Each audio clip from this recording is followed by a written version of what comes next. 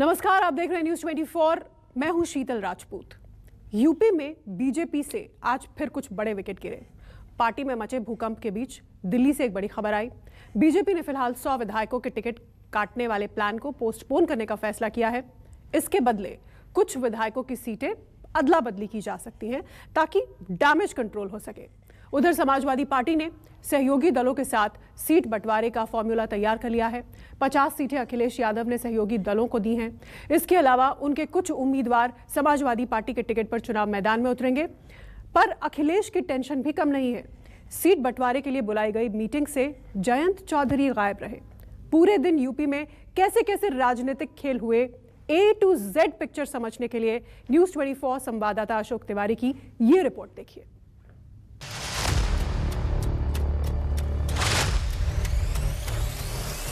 ये बदलाव आपको दिखाई दे रहा होगा। आपने देखा है प्रदेश को बदलते हुए। जनता है जो परिवर्तन लाने जा रही है। तड़पते रहे अपने सम्मान और पहचान के लिए, उनको सम्मान पहचान नहीं मिल पाया।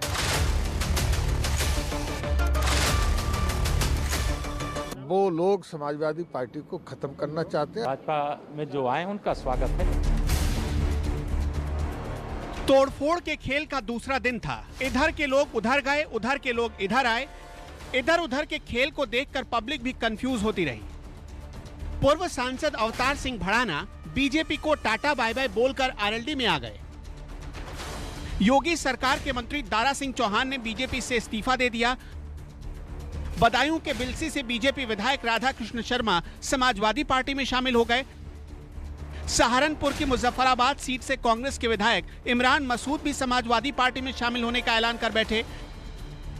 सहारनपुर की सदर सीट के विधायक मसूद अख्तर ने भी समाजवादी पार्टी ज्वाइन करने का ऐलान किया।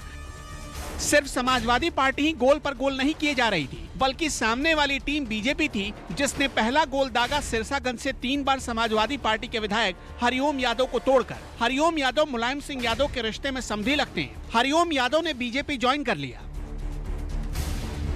यहां तक तो सब कुछ ठीक था, लेकिन शाम होते होते दारा सिंह चौहान ने 11,000 वोल्ट का झटका दिया। दारा सिंह चौहान ने जिन मुद्दों पर स्वामी प्रसाद मौर्य ने पार्टी छोड़ा था, उन्हीं मुद्दों पर सरकार से इस्तीफा दे दिया।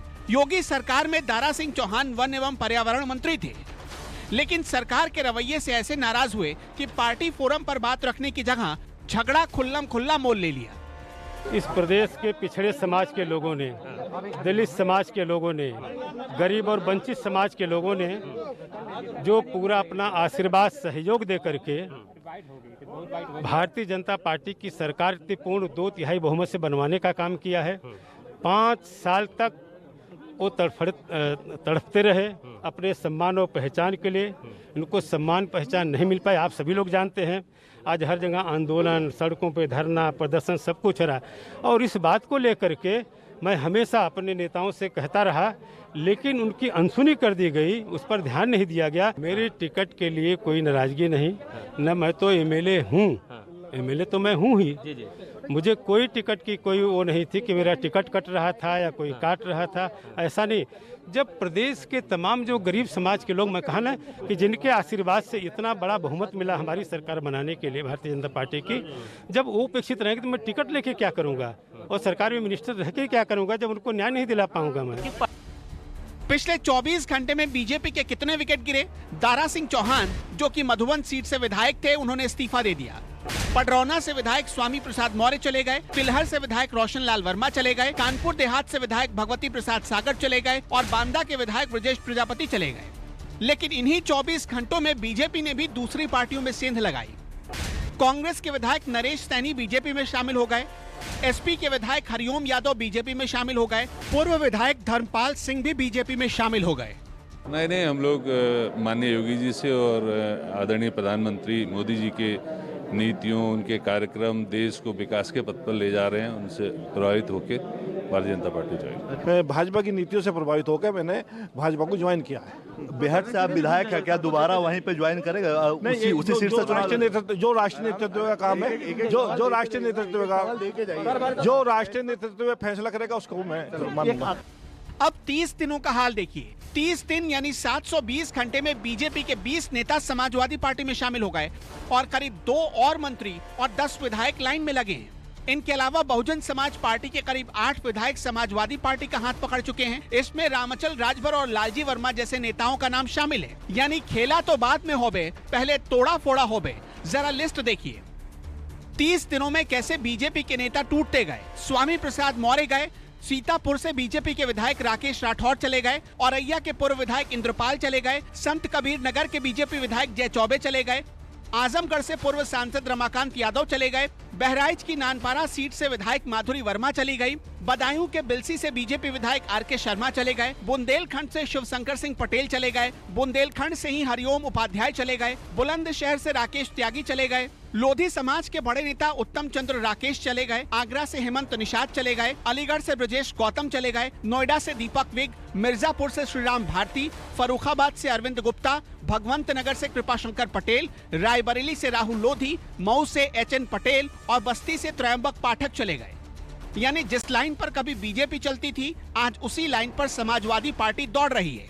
आगे आगे देखिए होता है क्या, बारी बारी से आपके सामने सब कुछ आएगा जो होने वाला है। ये कहा जा रहा है कि बीजेपी में अभी भी आप बने हो, तो अभी भी आप बीजेपी में हैं। मैं कह रहा हूं कि आगे आगे देखिए होता है क्या, अभी तमाम फैसले आपके सामने आएंगे और ये भी उसमें एक कड़ी होगा, लेकिन उस घड़ी का इंतजार करिए जब वो वक्त आएगा। कब तक आएगा वक्त? वो जल्दी आने वाला है। अच्छा ये बताइए कि अखिलेश यादव ने फोटो ट्वीट किया, समाजवादी पार्टी में जा रहे हैं आप। देखिए उन्होंने मेरे इस्तीफे का स्वागत किया है, इसके लिए मैं उनको धन्यवाद देता हूँ।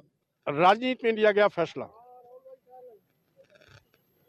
और कमान से निकला हुआ तीर कभी वापस नहीं होता है, इसलिए एक बार इस्तीफा हो गया तो हो गया। समाजवादी पार्टी के खेमे से खेलने उतरी आरएलडी ने भी आज बीजेपी का एक विकेट ले लिया, अवतार सिंह भड़ाना के रूप में।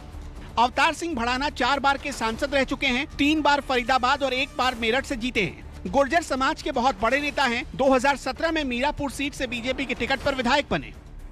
अवतार सिंह भड़ाना ने जयंत चौधरी के साथ फोटो खिंचवाई, जिसे खुद जयंत चौधरी ने ट्वीट किया।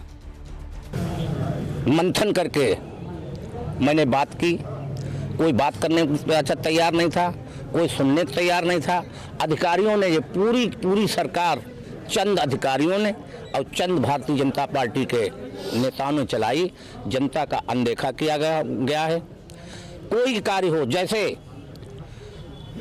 वादा किया था कि हम बेरोजगारी दूर करेंगे, किसानों की आय दुगनी करेंगे, जितने हमारे प्रवासी लोग उत्तर प्रदेश छोड़ के, जिससे 5 साल पहले दूसरे राज्यों में काम करने जाते थे, क्या कोई रुका? क्या कोई रोजगार दिए ऐसे? और उससे ज़्यादा रोजगारी बढ़ी है। देखिए अखिलेश जी नौजवान हैं, लेकिन अखिलेश जी चापलूसों में घिरे हुए हैं और जिन लोगों ने घेर रखा है वो लोग समाजवादी पार्टी को खत्म करना चाहते हैं, अखिलेश जी को खत्म करना। चुनाव लड़ेंगे? अगर बीजेपी का राष्ट्रीय नेतृत्व चाहेगा तो अवश्य चुनाव लड़ूंगा। कांग्रेस, बीजेपी और बीएसपी हर पार्टी के नेता के लिए समाजवादी पार्टी नया ठिकाना बनती जा रही है। सूत्रों की माने तो अखिलेश यादव के प्लान 50 को कांग्रेस, बीएसपी और बीजेपी समझ ही नहीं पाए और एक एक करके अपने कई विधायक खो बैठे। सूत्र तो यहां तक दावा कर रहे हैं कि स्वामी प्रसाद मौर्य और दूसरे विधायकों के इस्तीफे के बाद बीजेपी में जिन 100 विधायकों के टिकट काटने की चर्चा चल रही थी, फिलहाल उसे टाल दिया गया है और अब बीजेपी विधायकों के टिकट काटने की जगह उनकी सीट बदलने पर विचार कर रही है। समाजवादी पार्टी के नेता पूरे दिन ट्विटर पर एक हैशटैग ट्रेंड करवाते रहे, मेला होबे। खदेड़ा होबे के बाद मेला होबे। अखिलेश समेत दूसरे नेताओं ने ऐसा क्यों लिखा, इसे समझने के लिए आपको 2 तस्वीरें बहुत नजदीक से देखनी पड़ेंगी। पहली तस्वीर, ये तस्वीर आज की राजनीति की पूरी कहानी बता रही है। बॉस चेयर पर जहां अखिलेश यादव को बैठना था, वहां जगह दी गई राजमाता कृष्णा पटेल को। मैसेज साफ था, सिर्फ एक दाव से अखिलेश यादव ने महिलाओं पर पासा फेंकने वाली पार्टियों का दाव कमजोर कर दिया था। कृष्णा पटेल राजमाता के नाम से जानी जाती हैं, महिला हैं। इस तस्वीर में नजर आने वाले दूसरे नेताओं में संभवतः सबसे सीनियर भी हैं। अब सीटिंग अरेंजमेंट देखिए। अखिलेश कृष्णा पटेल के ठीक बगल में बैठे थे। अखिलेश के ठीक सामने बैठे थे महान दल के नेता केशव देव मौर्य। अखिलेश ने केशव देव मौर्य को नंबर 2 पर रखा था और साफ साफ मौर्य समाज को मैसेज देने की कोशिश की। अखिलेश के ठीक बगल में बाईं तरफ बैठे थे शिवपाल यादव। जो लोग शिवपाल और अखिलेश के बीच दूरियों की खबरों पर चर्चा कर रहे थे, उनको यह तस्वीर जवाब दे रही थी। शिवपाल यादव के ठीक सामने बैठे थे ओम प्रकाश राजभर, जिनका नारा है जिसकी जितनी भागीदारी उसकी उतनी हिस्सेदारी, जो सामाजिक न्याय समिति और जातीय जनगणना को लागू करने की मांग कर रहे हैं। इस तस्वीर में समाजवादी पार्टी के बाकी सहयोगी भी नजर आ रहे हैं। ये बैठक टिकट बंटवारे पर आपसी सहमति के लिए बुलाई गई थी, इसलिए समाजवादी पार्टी ने इसे मेला हौबे का नाम दिया।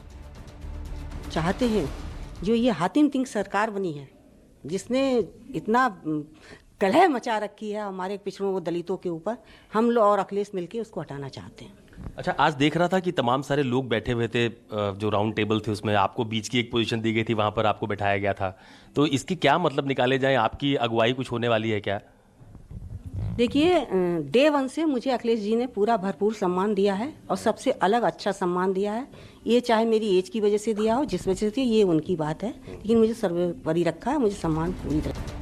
तस्वीर नंबर 2, अखिलेश यादव ने जो दूसरी तस्वीर जारी की उसमें ये सारे नेता एक साथ नजर आ रहे थे। अखिलेश के एक तरफ राजमाता कृष्णा पटेल थी, दूसरी तरफ शिवपाल यादव थे, ठीक पीछे ओम प्रकाश राजभर। लेकिन हैरानी तो इस बात पर हुई कि जिन दो तस्वीरों के आधार पर मेला हौबे का दावा कर रही थी समाजवादी पार्टी, उसी तस्वीर से एक बड़ा सहयोगी दल यानी कि आरएलडी गायब था। यानी मेला हौबे के मंच पर जयंत चौधरी पहुंचे ही नहीं थे। हमारे मोर्चे के सभी राष्ट्रीय अध्यक्ष, हम सब लोग मिलकर के ये तय किए हैं कि चरणबद्ध तरीके से सूची जारी होगी और 403 सीटों पर हमारा मोर्चा चुनाव लड़ेगा और माननीय अखिलेश यादव को मुख्यमंत्री बनाने के लिए हम लोग यहाँ से प्रण लेके जा रहे हैं। जयंत चौधरी का टिकट बंटवारे के मंच से गायब रहना हैरान करने वाला था। दरअसल अखिलेश यादव और जयंत चौधरी के बीच टिकट बंटवारे को लेकर कुछ मतभेद बताए जाते हैं। बताया जा रहा है कि अखिलेश यादव से जयंत चौधरी जितनी विधानसभा सीटें मांग रहे हैं, उतनी सीटें देने को समाजवादी पार्टी तैयार नहीं है। हालांकि इससे पहले जब भी अखिलेश और जयंत चौधरी के बीच मुलाकात होती थी, दोनों एक साथ तस्वीरें खिंचवाते थे और उसे बाकायदा मीडिया में रिलीज भी किया जाता था। लेकिन इन दिनों अखिलेश और जयंत चौधरी के बीच मुलाकात के दौरान जो गर्मजोशी नजर आया करती थी, वो अब नजर नहीं आती। कुछ मीडिया रिपोर्ट्स ये भी दावा करती हैं कि बीते दिनों जब जयंत चौधरी अखिलेश यादव से मिले थे तो किसी बात से नाराज होकर वो अखिलेश के घर के पिछले दरवाजे से बाहर निकल गए और उसके बाद आज तक दोबारा लखनऊ लौटकर नहीं आए। हालांकि सूत्र बता रहे हैं कि इस मीटिंग में सीट बंटवारे का खाका तैयार हो गया, जिसमें जयंत चौधरी की पार्टी आरएलडी को भी रखा गया। इस बैठक में तय हुआ कि शिवपाल यादव को 6 सीटें दी जाएंगी, गुन्नौर, जसवंत नगर, जसराना, आजमगढ़, सिरसागंज और मुबारकपुर। गुन्नौर से खुद शिवपाल चुनाव लड़ेंगे, जबकि जसवंत नगर से शिवपाल के बेटे। सूत्र बताते हैं कि आरएलडी को 25 सीटें देने पर सहमति बनी है। सुहेलदेव भारतीय समाज पार्टी 8 सीटों पर लड़ सकती है, महान दल को 3 सीटें और जनवादी पार्टी को 3 सीटें मिल सकती हैं, जबकि टीएमसी और एनसीपी को 1-1 सीट मिल सकती है। यानी यूपी के चुनाव में एक तरफ ममता बनर्जी कूदेंगी, दूसरी तरफ शरद पवार भी आएंगे। खैर, अभी तो टूट फूट का सिर्फ ट्रेलर भर दिखा है। पार्टियों के तेवर बता रहे हैं कि आगे और सिर्फ फुटबॉल मचने वाला है।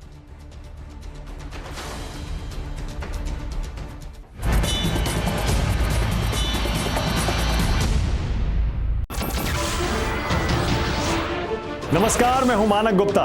अगर आपको हमारा ये वीडियो पसंद आया हो तो इसे लाइक और शेयर जरूर करें और हां, हमें सब्सक्राइब और फॉलो करना ना भूलें ताकि आप देश और दुनिया की कोई खबर मिस ना करें। तो जुड़े रहिए हमारे साथ और देखते रहिए News 24।